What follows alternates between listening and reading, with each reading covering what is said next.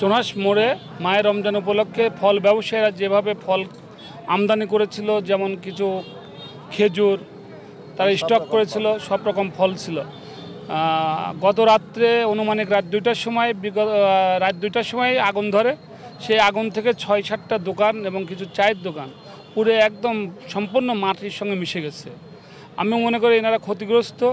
এই পরিবারের পাশে আমাদের সবাই, যারা আমরা বিত্তবান, যারা রাজনৈতিক স্থানীয়, আমাদের সবাইকে তাদের পাশে দাঁড়াতে হবে, তাদের সহযোগিতা করতে হবে, যাতে এই মায়ের রমজান তারা যে লাভবান করতো সেই লাভ্যাংশ হয়তো না পেলেও তাদের এই ক্ষতি যাতে পোষায় যায়, সেজন্য সবাইকে আমাদের পাশে সহযোগিতা করা উচিত।